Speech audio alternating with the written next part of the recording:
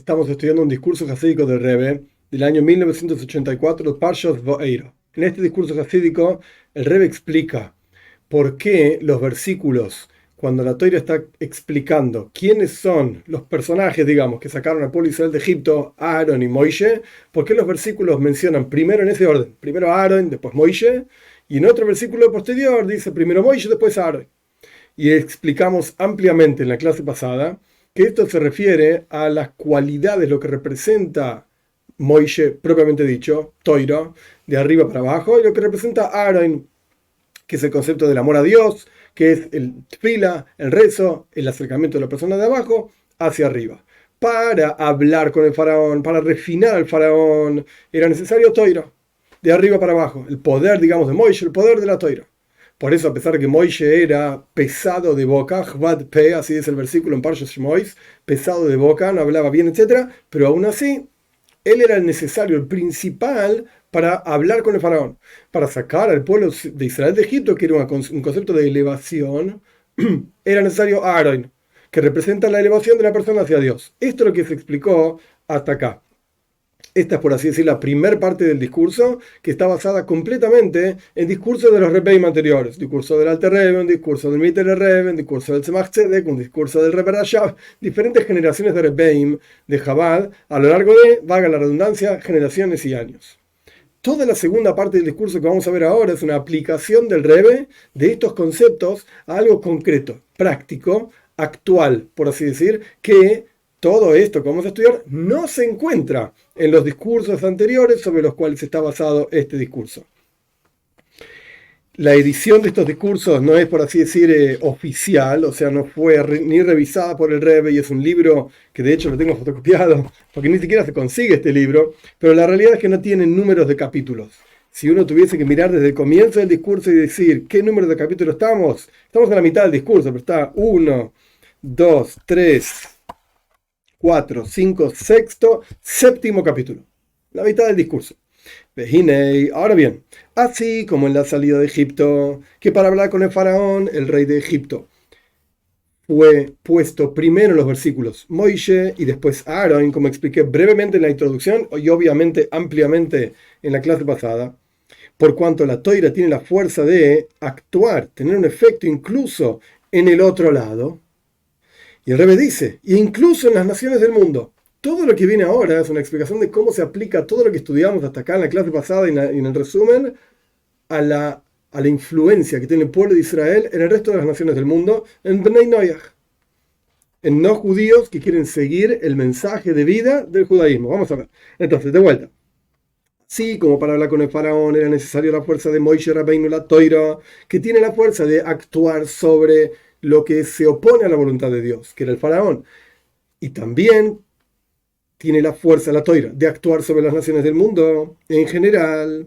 De la misma manera, es en el servicio a Dios de la persona, porque es sabido lo que escribió el Rambam Maimónides en el final de sus leyes de reyes, que Moishe Rabbeinu mandó de boca de Dios forzar a todos los seres humanos a aceptar los preceptos que fueron mandados, Bnei Noach, los hijos de Noach, o sea, todos los seres humanos.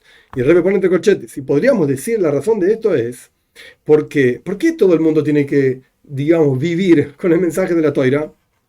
Uno podría pensar, el judaísmo es algo cerrado, una cajita cerrada. Nosotros judíos vivimos de esta manera, el resto del mundo que se arreglen. No. Esto no es el mensaje de la Toira. La Toira se difunde a todo el mundo. ¿Por qué? El Rebbe explica así. Por cuanto en el futuro por venir se va a cumplir aquello que está escrito.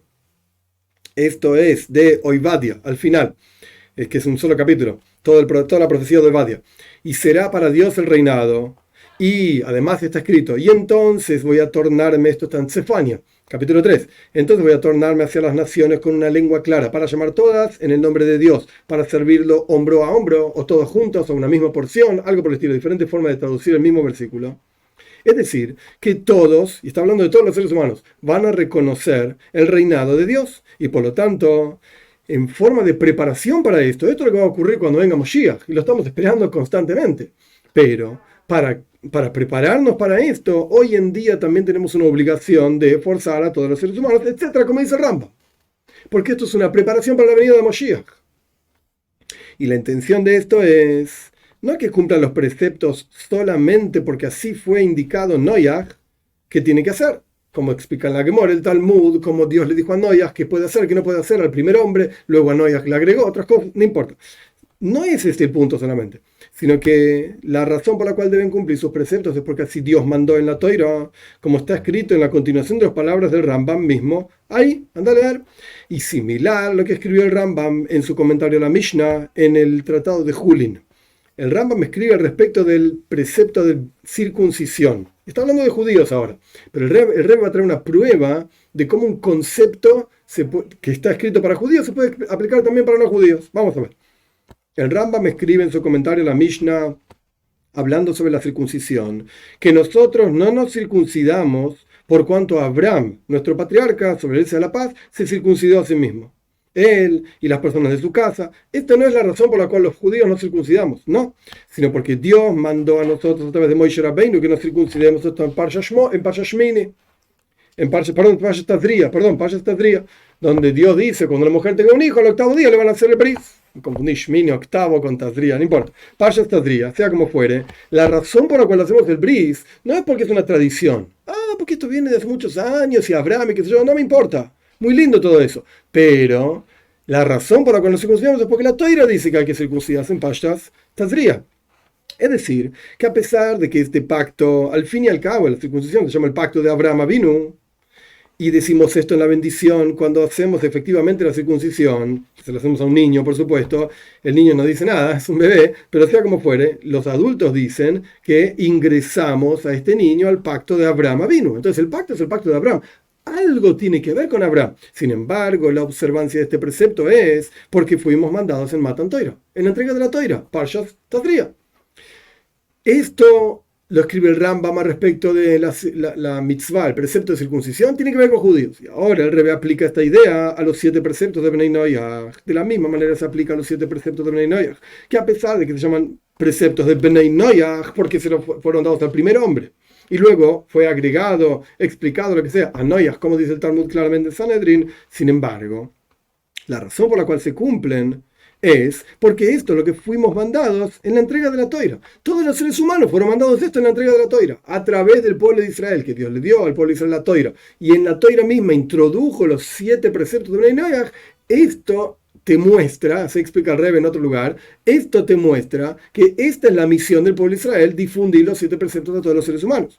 Y de la misma manera, la obligación de forzarlos es que cumplan estos preceptos, porque fueron mandados ellos, los no judíos, en la entrega de la Torá a través de Moisés Rabbeinu. O estos preceptos fueron mandados en la Torá a través de Moisés Rabbeinu. Y esto es justamente por cuanto está en la fuerza de la Torá, como explicamos al respecto en la clase pasada, al respecto del faraón, que puede refinar incluso hasta la Torá, puede refinar incluso el faraón. De la misma manera, está en la fuerza de la Torá influir sobre las naciones del mundo para que reconozcan el reinado de Dios, como fue explicado. Ahora bien, este asunto de forzar a las naciones del mundo no era posible cumplirlo en las generaciones anteriores, al punto tal que era un tiempo. ¿Por qué? Porque eran tiempos de peligro, literalmente. A los judíos los mataban por ser judíos, ni que hablar si iban a empezar a tratar de influir sobre el resto del mundo. Lo que no es el caso con las últimas generaciones, cambió la realidad de manera tal que hay posibilidad de forzar a todos los seres humanos, etc. Y podríamos decir la razón de esto es, ¿por qué cambió la cosa? ¿Qué pasó? Por cuanto en el futuro por venir se va a cumplir este asunto, como dijimos antes, que será para Dios el reinado, y es sabido que los viernes, el día anterior a Shabbat, al 7º día, es una mitzvah, es algo positivo probar cada una de las comidas que uno va a comer el sábado. Por lo tanto, si estamos, entre comillas, en el viernes, en el momento previo a la venida de Moshiach, hay que probar todas las comidas, entre comillas, comidas que vamos a comer en la época de Moshiach. Por lo tanto, justamente en esta época que estamos en la víspera de Shabbat, que es Geula, que es redención, el Rebbe, con estas palabras muy interesantes, Nishacho Haepsharius, se renovó la posibilidad, es una expresión interesante, se renovó la posibilidad en manos del pueblo de Israel forzar a los seres humanos del mundo, etc. Interesante. Ahora podemos, antes no. ¿Por qué? Porque estamos muy cerca de la Geula, de la redención. Quiere decir que todo este asunto de la difusión de las 7 preceptos de Bnei Noach es parte de la Geula, es parte de la preparación para la redención. Y está unido el final al comienzo y el comienzo al final, como está traído en muchísimos lugares. Esto está en Sefer Yetzirah también, el libro de la creación, la formación, qué sé yo. Que de la misma manera encontramos este asunto de difundir Elokus, divinidad, también entre las naciones del mundo, también entre los no judíos. Y esto lo encontramos al respecto de Abraham Avinu. O sea, el comienzo del judaísmo fue con Abraham Avinu. Él difundía judaísmo a los no judíos, porque eran todos los judíos y él también. Pues el final está unido al comienzo. El comienzo, digamos, del monoteísmo, lo que sea, fue con Abraham. Ahora, el final, momentos previos antes de la venida de Mashiach, tiene que ver con la difusión del judaísmo a los no judíos también. Que Abraham, este es el texto de este Maimar, y esto es discutible, es conversable, no es el contexto ahora en el que se discute este asunto, pero sea como fuere, estas son las palabras del Rebbe. De vuelta, así como el final está unido al comienzo y el comienzo al final, y de la misma manera encontramos al respecto de la difusión de divinidad entre las naciones del mundo, al respecto de Abraham Avinu, que él fue el primer judío. Esto es lo que digo que puede ser discutible, no importa, es el primer judío. Y como está escrito al respecto de Abraham, que ahí él llamó en el nombre de Dios mundo, Kel Oilom, Dios mundo, traducción literal, a pesar de que suena feo. Es decir, que Abraham llamó en el nombre de Dios en todo el mundo entero. Y más aún, la difusión de la divinidad de él era de manera de Kel Oilom, Dios mundo, y no Kel Ho Oilom, no Dios del mundo. El versículo aparentemente debería decir Dios del mundo, pero dice Dios mundo. ¿Qué significa esto? Como está explicado en muchos lugares, estas palabras, que Dios y mundo no son dos cosas separadas, Dios libre y guarde, sino que el mundo mismo es el ocus de divinidad, porque, lo voy a leer como está acá en el discurso, no voy a explicar todo el detalle porque es algo demasiado extenso y no es el contexto principal del discurso, pero sea como fuere. Timtsum Einoi Kipshutoy. La contracción divina, el ocultamiento divino no es literal, no es real, no hay espacio, como dice el Zohar, no hay espacio donde Dios no esté. Entonces, ¿qué quiere decir con esto el Rebbe? Punto número 1, fíjate cómo es el comienzo del judaísmo, difusión a otras personas que no eran judías. Pues el final del judaísmo, final entre comillas, los momentos previos a la venida de Moshiach, también están relacionados con la difusión del judaísmo a los no judíos. Y Abraham, él llamó en el nombre de Dios, hizo a otros llamar en el nombre de Dios en todo el mundo. Punto número 1. Punto número 2. ¿Qué dijo? ¿Qué enseñaba? Que el Oilom. Dios y el mundo no son dos cosas separadas. Porque entonces Dios sería limitado. Hay un lugar donde termina Dios y empieza el mundo. No. El mundo entero es el Ocus, es divinidad. No hay lugar vacío de Dios. Ahora bien, próximo párrafo. He sabido que la redención de Egipto podía ocurrir, que sea la redención verdadera y completa y final, que no tenga después exilio. Podría haber sido así la historia. Y como está escrito en el Zohar, que si el pueblo de Israel hubiesen sido meritorios, entonces la salida de Egipto hubiese sido la redención, que no hubiese tenido otro exilio posterior. Y en este asunto, con este asunto podemos explicar lo que dijeron nuestros sabios, que Jacob, en Parshas Vayechi, Jacob quiso enseñarle, decirle, revelarle a sus hijos cuándo iba a llegar Moshiach y se ocultó de él. Quiso decir. Jacob, cuando estaba a punto de morir en su lecho de muerte, digamos, empezó a decir: muchachos, júntense, le dijo a sus hijos, les voy a enseñar qué va a pasar, qué va a pasar en el final de los días, les voy a decir cuándo viene Moshiach. Y sin embargo Dios no le permitió y empezó a decir bendiciones a sus hijos, empezó a decir otra cosa. Dijo que iba a decir una cosa, la introducción fue sobre un tema y la clase fue de otro tema. ¿Qué pasó? Aparentemente no se entiende. ¿Cómo es esto de que Jacob quería decir a sus hijos cuándo venía Moshiach? Por cuanto el momento en que tenía que venir Moshiach es después de miles de años desde el momento en que vivió Jacob, como vemos en la práctica, que incluso hasta el día de hoy, hasta ahora que estoy diciendo este discurso, no llegó Moshiach lamentablemente. Entonces cuando Jacob hace miles de años atrás quiso enseñar esto, ¿qué número iba a decir? Bueno, mínimo el número de este año, mínimo un par de miles de años después, no, un par largo de miles de años después. Si es así, si Jacob iba a decir esto, ¿por qué Jacob quería enseñarle a sus hijos cuándo iba a venir Moshiach? Esto podía generar una depresión terrible en los hijos de Jacob. ¡Wow! Faltan miles de años para que lleguemos a la plenitud. Olvídate. Entonces, ¿qué estaba haciendo Jacob? ¿Qué quería hacer Jacob? Peor aún, tampoco se entiende, de acuerdo a lo que dicen nuestros sabios sobre el versículo, que Dios le dijo a Moisés, seré el que seré. Es decir, que Dios le dijo a Moisés, que Moisés le dijo a Dios, Señor del mundo, ¿qué voy a hablarle a los judíos de sufrimiento, de otros sufrimientos? Porque lo que Rashi explica del Midrash, que Dios le dijo a Moisés, mira, yo voy a estar con ustedes en este sufrimiento, en la salida de Egipto, y voy a estar con ustedes en los próximos sufrimientos. Y Moisés se quejó y dijo, pará, ¿qué querés que le diga a la gente que van a tener sufrimiento después de esto? ¿Para qué? Suficiente con lo que ya tenemos. Volviendo a las palabras del discurso. Nuestros sabios citan que Moisés le dijo a Dios, Señor del mundo, ¿para qué voy a mencionarle al pueblo de Israel que van a tener otros sufrimientos? Suficiente con el sufrimiento que ya tienen.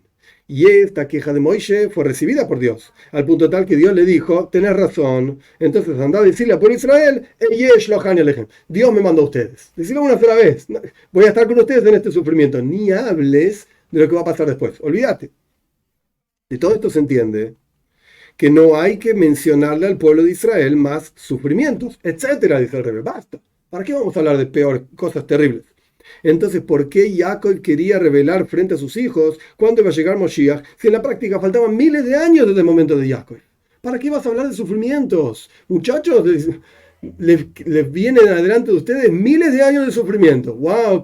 Gracias, Tati. ¡Qué linda braja que nos diste! ¡Qué linda bendición! ¿Para qué?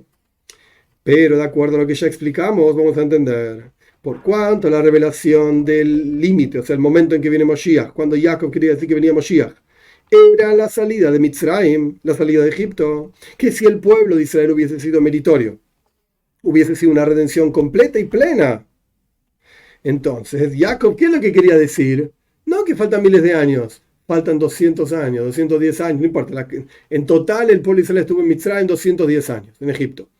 Cuando murió Jacob, no recuerdo los números exactos, etcétera, la cantidad de años que faltaban, 80 y pico, un poco más, 100 años, algo así, no recuerdo el número exacto, pero sea como fuera, Jacob quería decir, muchachos, falta poco. Y a través de que Jacob quería decir esto en palabras y dejarlo registrado en la Toira, entonces se hubiese proyectado así en el mundo, como ya explicamos anteriormente, que la Toira es la dueña, por así decir, del mundo y fija la realidad del mundo. Si Jacob hubiese dicho, llega en tal momento, no hay forma de cambiarlo. Está en la Toira, está grabado, llega en tal momento Moshiach. Y en particular, a través del agregado de estudio de Toira, etc., podría generar que se adelante incluso la redención. Y como está traído en el discurso del Alter Rebbe, copiado, digamos, traído, citado del Tikkun Zohar, que si hubiese un tzadik, un justo, que hace tshuva shleima, un verdadero arrepentimiento, en su generación hubiese venido Mashiach. Es decir, que incluso, a pesar de que es necesario el concepto de birurim, refinamiento, tenemos que salir al mundo y refinarlo y enseñar, etcétera, etcétera. Acá estamos hablando incluso en la época del Zohar, porque Tikkun Zohar dice que si en la generación de Rabbi Shimon hubiese un tzadik que hizo tshuva, un justo que realmente se arrepintió, hubiese venido Mashiach. Todo esto fue posible, hubiese hecho posible, que venga Mashiach. Entonces, ¿qué es lo que quería hacer Jacob? Jacob quería fijar en la Toira el momento de la venida de Moshiach. Faltaba poco porque la salida de Egipto tenía el potencial de ser la redención final con Moshiach, etc. En la práctica, él revisitó antes de acá, del Zohar mismo, que el pueblo israelí no fue meritorio. Entonces la salida de Egipto fue poderoso, importantísimo. La salida de Egipto no fue la redención final. Entonces, no tenemos un problema contra Jacob, digamos, porque Jacob quería decir algo que iba a pasar dentro de muy poco tiempo. Próximo párrafo. Por esta razón, también en el servicio a Dios en el Golus, en el exilio de Egipto, hubo un asunto similar a esto que va a ocurrir en la época de Moshiach. Por cuanto la salida de Egipto podría haber sido la redención total. Y ya explicamos que en la redención plena y total, todo el mundo entero, todos los judíos y no judíos, todos van a servir a Dios, como dice Estefania, para servirle a Dios todos juntos. Entonces, en la salida de Egipto, en el exilio de Egipto, también había algo de lo mismo que tenemos que hacer ahora. Si ahora tenemos que difundir judaísmo a todo el mundo, y todo el mundo tiene que servir a Dios, pues eso tendríamos que poder verlo de alguna manera en Egipto mismo, porque podría haber sido la redención total. Esto es lo que está planteando el Rebbe. Vamos a dar de vuelta al comienzo del párrafo. Por esta razón, también en el servicio a Dios del exilio en Egipto había algo similar al asunto de servirlo todos a Dios juntos, y este asunto de que será para Dios el reinado, que es lo que el Rebbe definió en este discurso, que representa la redención como Mashiach, que Dios va a ser el rey por sobre todo el mundo y todos lo vamos a servir todos juntos. Esto lo tenemos que ver en cualquier evento que digamos tiene el potencial de ser la Geula, tiene el potencial de ser la redención. Entonces, si Egipto, nuestros sabios lo dicen, tiene potencial de ser la redención, tenemos que encontrar este concepto también ahí. Es decir, cómo va a ser en la redención final. Y así como encontramos al respecto de Yosef, ¿dónde vemos esta difusión de divinidad en el mundo, en Egipto en particular? A través de Yosef. Al respecto de Yosef está escrito que si no es por tu instrucción, muy interesante, si no es por tu instrucción, en Parshas Miketz, nadie puede levantar ni la mano ni la pierna en toda la tierra de Mitzrayim. Yosef era el jefe absoluto de Mitzrayim. Por encima de él estaba el faraón nada más. Así dice el versículo. Nadie puede levantar ni la mano ni los pies en toda la tierra de Mitzrayim. Y más aún, la fuerza del reinado de Yosef era tal cual la fuerza del reinado del faraón. Como está escrito, que como dijo que Faraón, y Yehuda le dice a Yosef, vos sos igual que Faraón, vos sos igual que Faraón para mí. Que sí que el reinado, el poder de Yosef era igual que el poder del faraón. El hecho de que ninguna persona podía levantar ni la mano ni las piernas en toda la tierra de Mitzrayim era de manera tal que Yosef tenía el poder del virrey frente a Faraón, que era el rey de Egipto. Este asunto de que nadie puede levantar ni la mano ni los pies, etcétera, en la tierra de Mitzrayim estaban en manos de Faraón, del faraón. Sin embargo, podríamos decir que Yehuda generó este asunto increíble en Yosef, que sea igual que Faraón. De vuelta, acá tenemos una especie de dos puntos. Punto número uno, Yosef era Mishneh Lemelech, era el segundo después del rey. El virrey, por así decirlo, Faraón, y después Yosef. Y la Toira dice, si no es por Yosef nadie puede moverse acá. Que en realidad esto le pertenece al faraón. Viene Yehuda en Parshat Vayigash y le dice a Yosef, que Faraón, vos sos igual que el faraón. Como que Yehuda le dio un upgrade, lo levantó a Yosef de nivel. Sos exactamente igual que el faraón al final, no estás por debajo del faraón, sos lo mismo para mí. Yosef tenía el potencial él mismo, de la misma fuerza que el faraón, ser el Balabait, ser el dueño de toda la tierra de Egipto y todo el mundo entero, porque Egipto era el que gobernaba sobre, digamos, el mundo conocido. Y este asunto era a través de las palabras de Yehuda, un hermano de Yosef, que dijo, Benafshoy kshura benafshoy. Yehuda dijo que el alma de Binyamin, el hermano menor de Yosef, estaba unida al alma de Jacob. Es decir, su alma estaba unida al alma de su padre, es decir, su padre que está en los cielos. El Rebbe está como explicando en términos muchísimo más profundos y más espirituales las palabras de Yehuda. Y a través de esto, a través de que el alma de Yehuda estaba vinculada al alma de su padre que está en los cielos, de vuelta, no es el pshat, no es el sentido literal de los versículos. Yehuda estaba hablando sobre Binyamin, lo tengo que llevar a Binyamin de vuelta a la tierra de Canaán con su padre Jacob, porque si no, mi padre se muere. Porque Nafshoy kshura benafshoy, su alma está unida, el alma de Jacob está unida al alma de Binyamin. Pero acá el Rebbe lo está explicando de otra manera. ¿Por qué Yehuda tenía la fuerza de cambiar la realidad en el mundo si el faraón era el rey y Yosef era el virrey? Viene Yehuda y dice, vos sos igual que el faraón. Y con esto cambió el mundo. ¿Qué es lo que cambió? Cambió que Yosef estaba al mismo nivel que el faraón. ¿Por qué? Nafshoy kshura benafshoy. Porque Yehuda tenía su alma unida a Dios. Y a través de esto generó en Yosef que Yosef sea igual que el faraón. Al punto tal que Yosef ya no pudo más soportar y se puso a llorar con fuerza. El asunto de llorar representa que el intelecto, el cerebro, no puede aceptar el concepto. Es tan profundo, tan sobrecogedor que el cerebro no lo puede procesar, no lo puede aguantar. Hay una revelación tan profunda que se pone a llorar. Paréntesis, como está explicado en Hasides en diferentes lugares, sobre los libros de la naturaleza, los libros de la curación, de las lágrimas, en Hasides se conocen, en Kabbalah, lo que sea, Moisro y Samoijin, lo que sobra del cerebro. ¿Qué significa? No es que se sale el cerebro por las lágrimas, no ese es el punto. Kabbalah o Hasides no es un libro de medicina, sino que está explicando un modelo, utilizando un modelo para explicar un concepto. ¿Cuándo llorás? Cuando no podés soportar la emoción, cuando no podés soportar el concepto. Tan profundo lo que le dijo Yehuda a Yosef, por cuanto yo, dice Yehuda, yo estoy unido a mi Padre que está en los cielos, mi alma está unida a mi Padre que está en los cielos, grabamos en la toira que vos ahora sos como Faraón, sos como el faraón.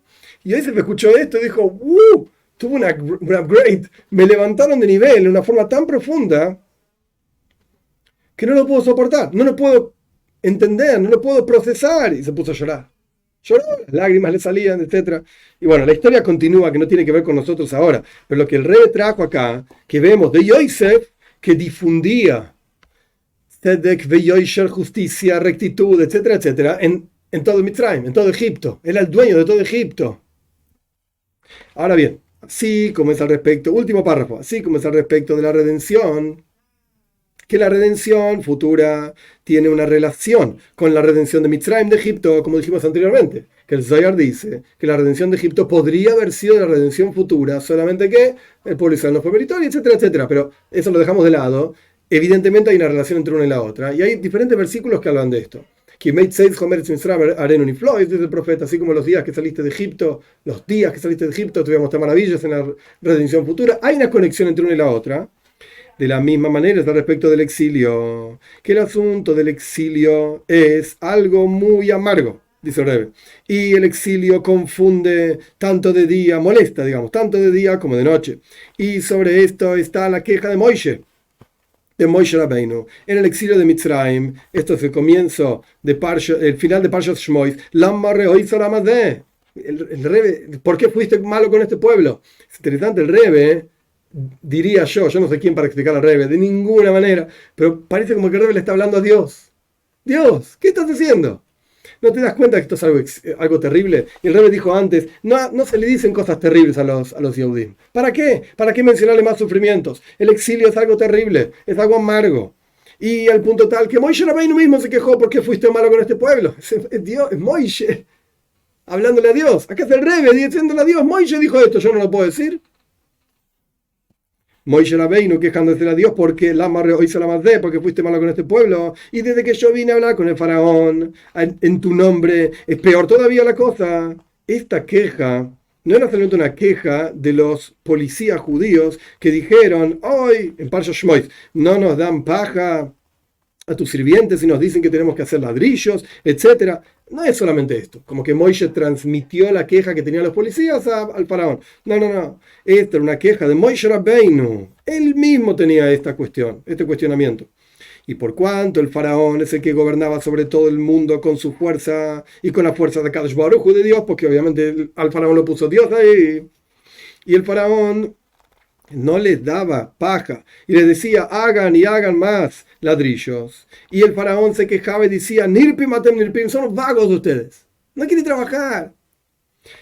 Entonces sobre esto viene la queja de Moishe Rabbeinu con un clamor profundo. ¿Por qué fuiste malo? De Moishe a Dios, ¿por qué fuiste malo con este pueblo? Dios, vos lo pusiste al faraón ahí. Dios, vos, al faraón, Dios, vos dijiste que tenían que poner más hacer ladrillo, no le daban paja. Vos hiciste todo este teatro. Vos generaste toda esta circunstancia. Y ahora, ¿por qué fuiste malo con este pueblo?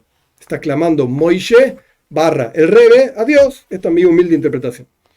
Todos los asuntos de la Toira son eternos. Incluso las quejas en la Toira también tienen respuesta, etcétera. Incluso las quejas de la Toira que tienen respuesta, etcétera. Por cuanto la queja misma está registrada en la Toira, la queja es Toira y es eterna. Y como es sabido la prueba de este asunto del juramento de Moishe Rabbeinu, como dice en la Toira en Parshat Shmois, Moishe le juró a su suegro Isroi que no se iba a mover de Midian, donde vivían ellos, sin pedirle permiso. Por cuanto fue mencionado en la Toira, entonces se puede uno, por así decir, pegar y agarrar a ese juramento, y a pesar de que ya se murió Moishe, ya se murió Isroi, etc., el juramento es válido igual, existe este concepto Esta es una prueba que el Rebbe trae del Talmud, etc. No vamos a entrar en los detalles ahora, el Talmud en Nedarim, sea como fuere. Cuanto más aún acá, que no le fue dicho a Moishe ninguna respuesta a su queja. Solamente, Parshas Va'eira, los maestros hasídicos del Alter Rebbe mismo explica que Parshas Va'eira es una respuesta, lo primero que dice Dios en Parshas Va'eira es una respuesta a Moishe Rabbeinu, final de Parshas Shmois. Pero en términos de pshat, en sentido literal, aparentemente la queja de Moishe fue una queja válida. ¿Por qué fuiste malo con este pueblo? Y Dios nunca le respondió. Parshas Va'eira, que viene después de Parshas Shmois, lo único que dice es, bueno, ahora voy a sacar al pueblo de Israel de Egipto y qué sé yo, qué sé cuánto. Pero aparentemente no hay respuesta. Este es el enfoque de explicación que está tomando el Rebbe acá, en este discurso. En otros discursos hay otro enfoque, que efectivamente hay una respuesta, pero acá no. En este discurso no. Entonces, cuanto más aún acá, la queja de Moisés es válida, porque ni siquiera tuvo respuesta. Y solamente Dios le dijo que los patriarcas no pensaron, no tuvieron arrepentimientos ni nada por el estilo. No tuvieron ninguna queja contra mí, ni Abraham, ni Isaac. Ya que ahora venís vos y tenés quejas. Esto de que uno no tiene segundos pensamientos no anula la realidad de la queja porque fuiste malo con este pueblo. De vuelta, todo esto es del Rebbe, en mi humilde interpretación, hablándole a Dios. Hey, ¿qué estás haciendo? ¿Por qué el golus es así? ¿Por qué el exilio es así?